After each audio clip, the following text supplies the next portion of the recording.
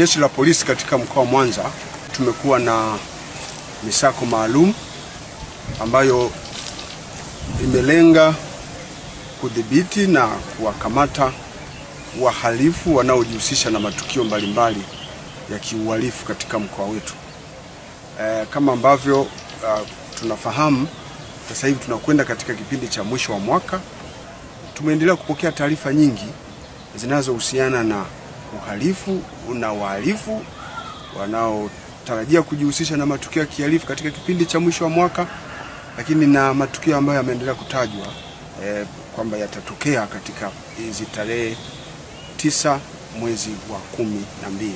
Sasa kufuatia taarifa hizo, Jeshi la Polisi tumeendelea kufanya udhibiti wa maeneo yetu kwa kufanya doria katika maeneo yote. Na kimsingi taarifa hizo ambazo tumeendelea kuzipokea kwa wananchi zimekuwa kieleza kwamba baadhi ya wahalifu wamejificha katika maeneo mbalimbali katika mkoa wa Mwanza, hasa maeneo ambayo ni mapango.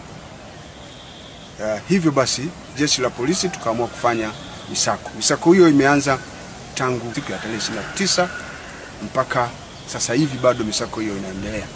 Ambapo katika misako hiyo tumefanya katika wilaya ya Nyamagana na wilaya ya Ilemela. Katika misako hiyo askari wa Jeshi la Polisi wameweza kufanya misako katika mapango kama ifuatavyo. Wameweza kupita wilaya ya Nyamagana na kufanya misako katika mapango ya Mkolani, katika maeneo ambayo yanaitwa mapango ya Utemini, mapango ya Mapankini katika mtaa wa Utemini, maeneo ya Buhongwa ambapo kuna mapango ya Kishira, mapango ambayo yanaitwa mapango ya Tanzanite, lakini mapango ambayo yamekaguliwa tena ni mapango yaliyoko kule Isamiro, ambapo kuna mapango yanaitwa mapango ya kwa Machemba, mapango yaliyoko Makoroboi.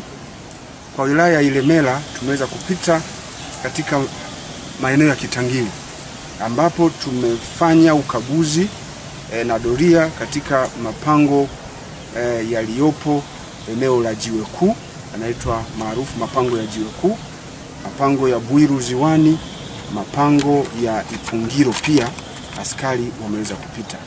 Lakini pia askari wamefanya doria katika msitu maarufu kwa jina la msitu wa Kawekamo.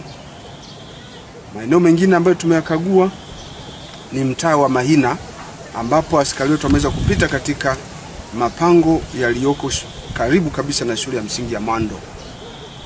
Na pia askari wameweza kufika katika mlima Pasua na maeneo ya Igoma Center.